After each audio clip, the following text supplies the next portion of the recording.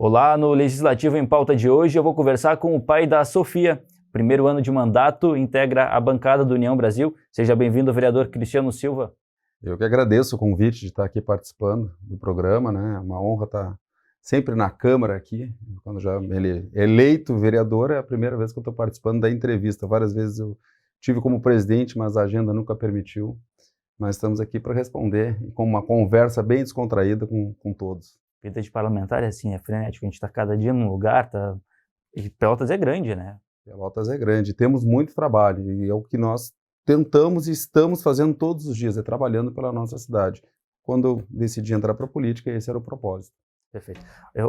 Então tá, o senhor acabou de me falar, antes de entrar na política esse era meu propósito, mas eu não vamos chegar na política ainda. Quero perguntar para o senhor um pouquinho sobre as suas raízes.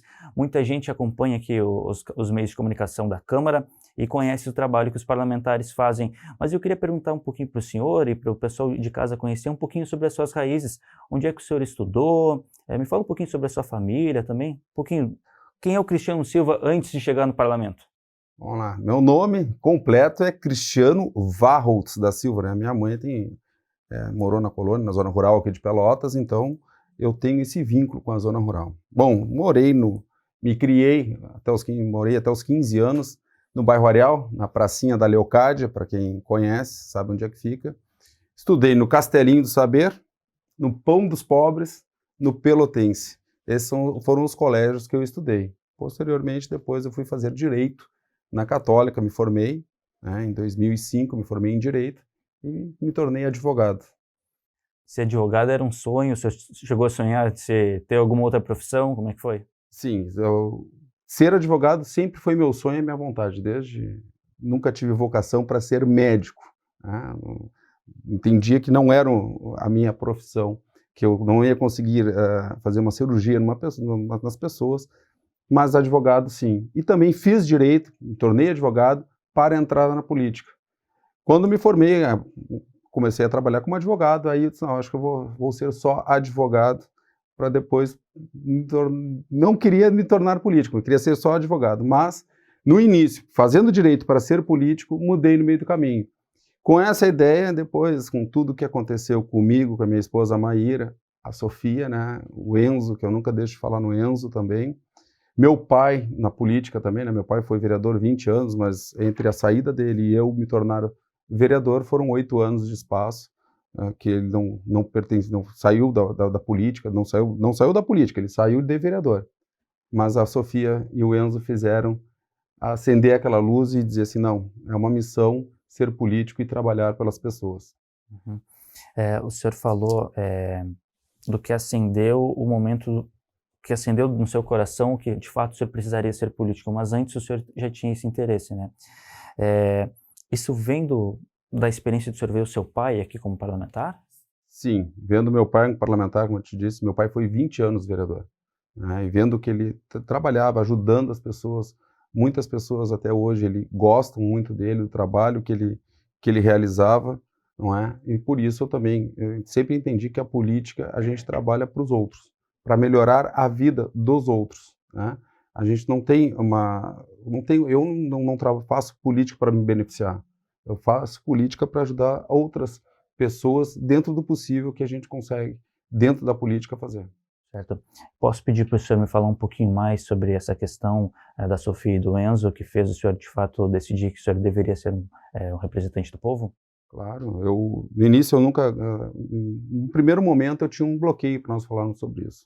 Mas eu falo hoje, assim, porque trabalhamos muito nessa pauta. Um sonho meu e da Maíra Lessa, para quem conhece bem, a Maíra Lessa durante anos foi apresentadora do Jornal do Almoço aqui em Pelotas. Ela saiu da RBS para nós termos o sonho de ela ser mãe e eu pai. Tudo lindo, conforme ela ficou grávida em 2018, grávida de gêmeos. Estava tudo transcorrendo muito bem, tudo, né? Como era uma gravidez de risco por serem gêmeos, eles nasceram de forma prematura, com 25 semanas e 5. E aí o mundo desabou, né?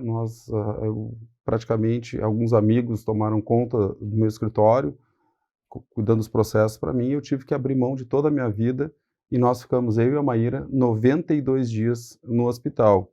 38 aqui no Hospital São Francisco de Paula e mais 54, 56 dias no Hospital São Lucas, em Porto Alegre. Então foi... E dali para frente eu conheci uma realidade que eu nunca tinha visto na minha vida, que é acompanhar pais, principalmente mães, dentro de hospital. Nós lá em Porto Alegre, outros pais e mães de outras cidades. O hospital não estávamos enfrentando uma pandemia, mas em virtude do nosso clima, eles fecham para não ter as contaminações.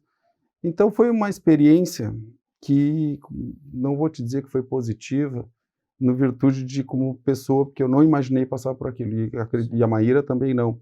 Mas como ser humano eu me coloquei do outro lado e eu vi o que é a realidade da saúde, ficar entrando em um hospital. Nós entrávamos todos os dias às 8 horas da manhã e saímos e voltávamos para o quarto, aliás, para o apartamento que nós tínhamos, que não é que eu tenho, eu tive que alugar um apartamento lá, às 2 da manhã. Dormíamos muito pouco, pegamos uma onda de frio rigorosa em Porto Alegre, difícil de acontecer, mas graças a Deus a Sofia está aí conosco, o Enzo virou uma estrelinha, né?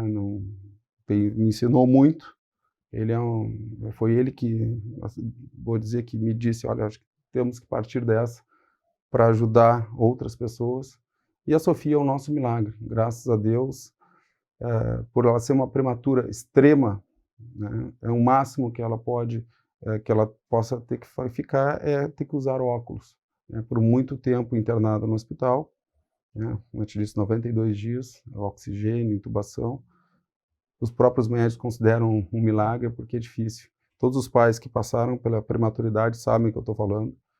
E dali para frente, quando nós retornamos, graças a Deus, com a Sofia, eu cheguei em Pelotas, eu e a Maíra, e eu disse, Maíra, vou ser candidato a vereador. E a Maíra, no primeiro momento, não concordou, não entendia que não era, que nós tínhamos uma vida, e eu disse, não. Isso foi alguma coisa que me levou para a saúde. Então, tanto é que a minha pauta hoje é a saúde, é a prematuridade. As minhas emendas impositivas no primeiro ano foram 100% para colocar 3 incubadoras na UTI neonatal e mais um berço aquecido e todos os equipamentos, né, que devem ser entregues ainda este mês. Já era para ter sido entregue o ano passado, mas vai ser agora. Teve um problema na licitação. Trabalhamos junto, conseguimos emendas parlamentares.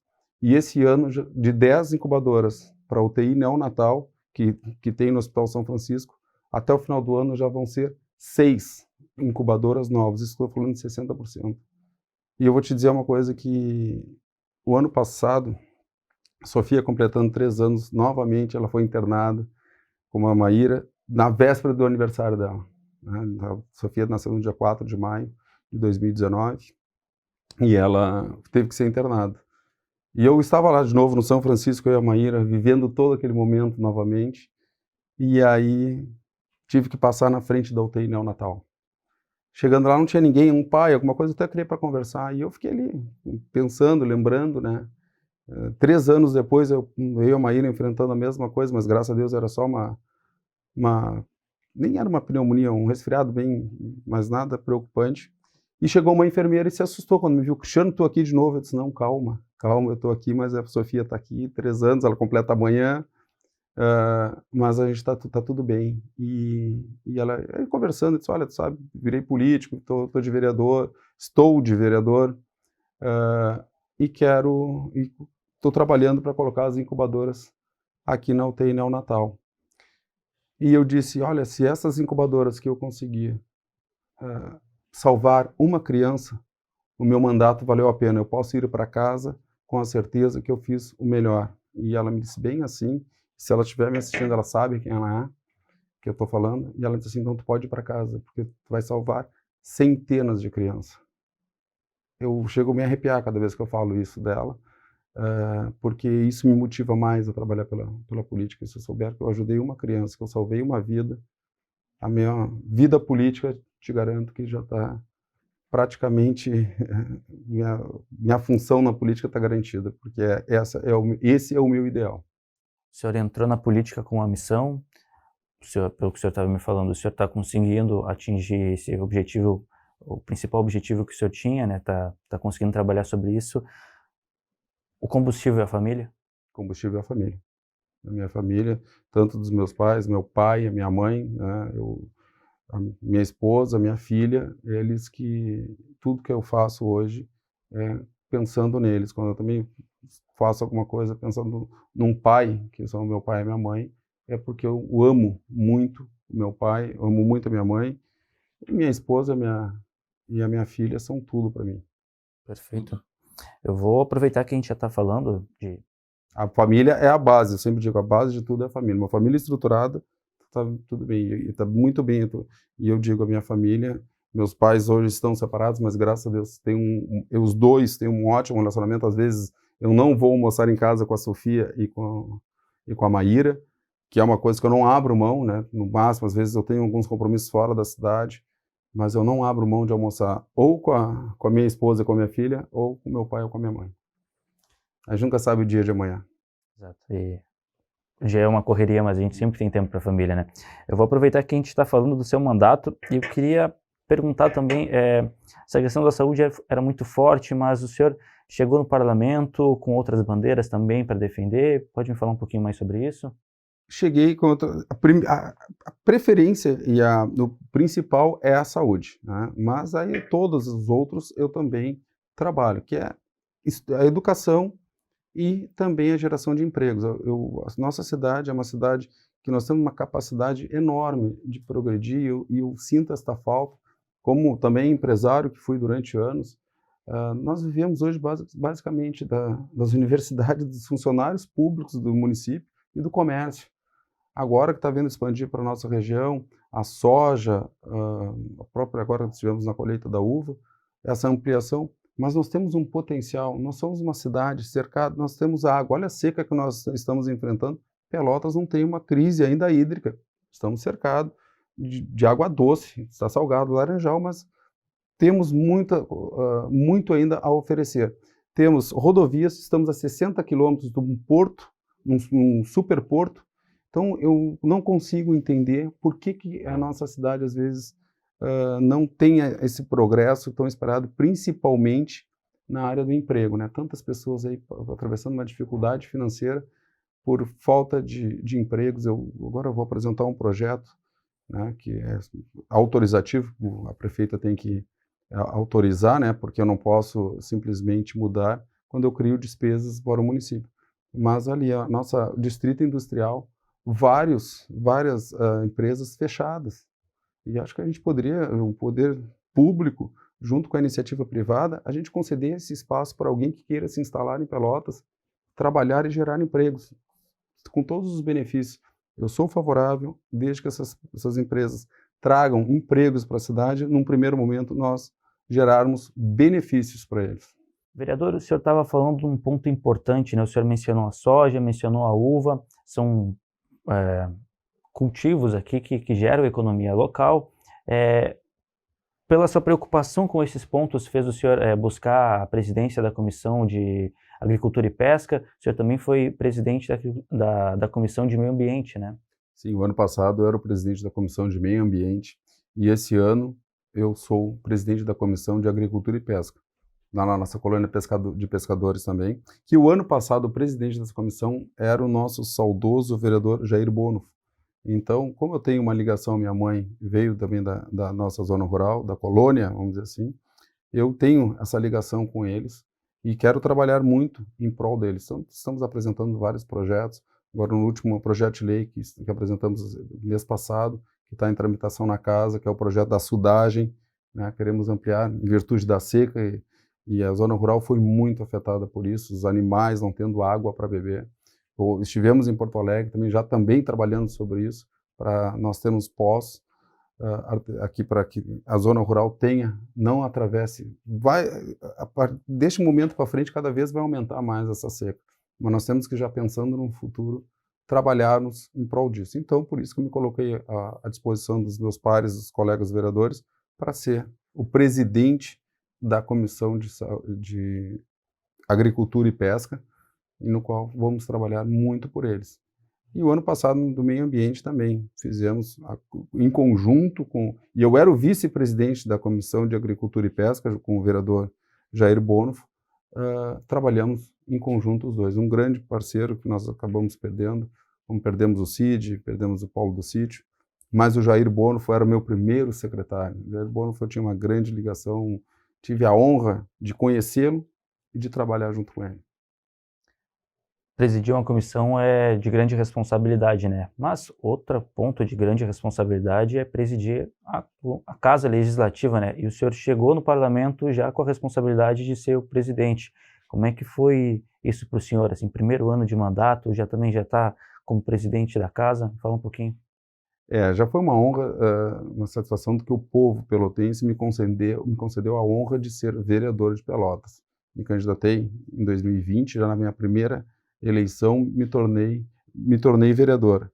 E trabalhamos, como houve uma renovação de quase 70% da casa, discutimos os nomes que tínhamos ali para ser o presidente da Câmara, e eu coloquei meu nome à disposição, apresentei o projeto que nós iríamos fazer. Estávamos enfrentando a pandemia ainda, coloquei meu nome e os colegas entenderam que, naquele momento, o nome era o meu, né? E outros, como Jair Bonofo, como o vereador Paulo Coitinho, o vereador Paulo Coitinho é meu primeiro vice. Segundo vice, o atual presidente da casa nesse ano, César Brizolara. O vereador Jair Bonofo, primeiro secretário, e o segundo secretário, agora não me recordo quem era o nosso segundo secretário, né? Mas conseguimos a eleição, trabalhamos, fizemos uma economia. Não podíamos abrir a casa para ter a visitação, as pessoas visitar, acompanhar o Legislativo, salvo pela TV Câmara, mas foi um ano bem difícil, na minha visão, mas fizemos algumas economias importantes, porque investimos no auxílio emergencial pelotense, né, com as economias da Câmara, que nós repassamos para o Executivo fazer essa distribuição. O bairro empreendedor também para crédito, todos esses valores, a maior parte desses valores que o Executivo entregou para a nossa comunidade foram das economias da Câmara. E também o prédio da Câmara, né, que deve começar a obra já esse ano. Foi uma decisão que de todos os contratos que eu analisei nessa casa, o único que eu não consegui negociar ou renegociar foi o aluguel. E naquele momento eu disse, a Câmara vai ter a sua casa própria, a sua sede, onde a população de Pelotas, comunidade pelotense, vai poder ir e dizer e não pagar mais aluguel. Todo o sonho de qualquer brasileiro é ter a sua casa própria. Eu sempre entendi que a Câmara também teria que ter a sua sede. E aí trabalhamos, conversamos com a prefeita Paula, e dali em diante pegamos um terreno que é numa área, vou chamar de nobre, mas não tem R$1 investido. Ele era uma área institucional, conversamos com a prefeita Paula, e a prefeita Paula doou este terreno para a Câmara Municipal de Vereadores, no qual nós vamos arcar com a construção, com um prédio, com acessibilidade, que este aqui nós não temos. Vou dizer, com um sentimento de vergonha que eu tinha do vereador Cid, que o vereador Cid, várias salas aqui deste prédio, ele não conseguia acessar, porque ele, né, em virtude da cadeira de rodas e até mesmo das muletas que ele usava, ele não conseguia acessar. Então foi um dos passos, a economia, o prédio e algumas coisas. Mais eu não poderia fazer em virtude, por causa da pandemia, e eu tinha algumas restrições, como investimentos. Uhum. A gente está se aproximando já do final da nossa entrevista, mas eu também quero ressaltar um outro ponto, da sua proximidade com algumas instituições aqui da cidade, por exemplo, a Padipel. Queria que o senhor me falasse como é que surgiu essa proximidade com, por exemplo, a exemplo da Padipel, mas também outras instituições, por favor. A Padipel, a Luana e a Kátia, né, são umas amigas. Elas, quando eu estava de presidente, elas vieram conversar comigo, me apresentaram um projeto. E nesse projeto eu gostei, e o que elas fazem é muito bonito, é lindo. A Padipel é um projeto que elas têm ali, são como eu e a Maíra enfrentamos a prematuridade, elas também trabalham muito pelo caso do Down. Então, a Luana e a Kátia foram que me apresentaram e foram lá e nós começamos a trabalhar juntos. E hoje trabalhei, na época, em 2021, junto com outros vereadores, para que a Padpel recebesse aquele terreno também da prefeitura, lá no Fragata, na Avenida Dom Pedro I, onde será construído, ou melhor, já está sendo construído, e acho que dentro de 6 meses o primeiro bloco estará pronto, que isso vai ser a nova sede da Padpel. Então nós trabalhamos, mas não somente pela Padpel, pelo Centro de Autismo Danilo Rolim de Moura, pela Débora lá, mas o Danilo Rolim de Moura, outra pessoa que eu tive a honra de conhecer, o doutor Danilo, que era uma pessoa maravilhosa, um médico exemplar, e até estive em Brasília pedindo emendas também para o Centro de Autismo Danilo Rolim de Moura, que eu tive a honra de conhecer o doutor Danilo, pelo trabalho, por tudo que ele fez, já desde o início, na causa do autismo. E eu estive em Brasília, já também pedindo uma emenda para o Centro de Autismo Danilo Rolim de Moura. Então, temos várias, eu disse, a Padpel, o Centro de Autismo Danilo Rolim de Moura, e todos que a gente entende que precisa de um apoio, nós vamos apoiar. Outra que eu até, porque eu precisei, não eu, mas a Sofia, eu tive um conhecimento, também eu trabalho muito, que hoje Pelotas enfrenta uma dificuldade, que é um neuropediatra. Nós não temos um neuropediatra na cidade. Também estou lutando, apresentei uma proposta lá para a Secretaria de Saúde, a contratação de um neuropediatra de Porto Alegre, para a gente ter, que essas crianças não podem ficar sem este atendimento. O neuropediatra é uma demanda muito grande na nossa cidade de Pelotas. Perfeito. Estamos quase encerrando já, vereador. Queria fazer uma pergunta agora para o senhor, assim, muita gente tem uma visão sobre o parlamento pelotense, o senhor teve uma referência na família, né? O seu pai foram 20 anos, né, dentro da casa. O senhor chegou dentro da casa com uma missão, né, que o senhor estava falando aqui para a gente. A sua visão sobre a maneira que um parlamentar deve exercer seu mandato mudou de alguma forma desde que o senhor foi eleito? Sim, mudou, porque como advogado, né, um operador do direito, a gente pensa que o vereador tem que só fiscalizar, né, o executivo e criar leis. Não, o vereador também tem que participar junto com a comunidade. A gente tem que estar junto, saber o que a comunidade pelotense, né, mas eu falo uma comunidade de uma forma geral toda que depende, que cuidam o legislativo, que a gente apresente, além dos projetos, fiscalize o executivo, também trabalhe em pró, né? Indo saber o que é os anseios daquela, porque cada parte da cidade tem uma vontade. Umas precisam de uma escola, outra precisa de uma creche, outra precisa de uma UBS. Então, tudo isso a gente tem que também saber o que as pessoas estão precisando naquele momento e trabalhar em pró disso. A gente sempre querendo, como eu te disse lá no início, o porquê que eu entrei para a política, para ajudar as pessoas, melhorar, vou salvar o planeta, eu sempre digo, não vou salvar, mas o que a gente conseguir melhorar a vida das pessoas, no meu entendimento, é isso que a gente tem. E é onde eu mudei o pensamento sobre a política, né? O vereador só fiscaliza, o executivo cria leis, não, nós temos que saber, a gente somos representantes do povo, a gente tem que saber o que o povo precisa, o que a Pelotas, os pelotenses estão precisando naquele momento. Tá certo. Agora sim, para encerrar, vou pedir para o senhor, olhando ali para sua câmera, olhando para o pessoal que está nos assistindo, deixe uma mensagem para o pessoal, por favor, vereador. Olha, mais uma vez eu quero agradecer aqui o convite de vocês por receber aqui, e eu quero deixar uma mensagem. Nós, vereadores, vou falar defendendo o grupo todo, nós trabalhamos. Como eu te disse, eu sou uma pessoa muito família, gosto muito de estar com a minha família, e às vezes nós temos que, os políticos, abrir mão de estar junto com as pessoas que nós mais amamos, que é, eu, no meu caso, minha esposa, minha filha e os meus pais.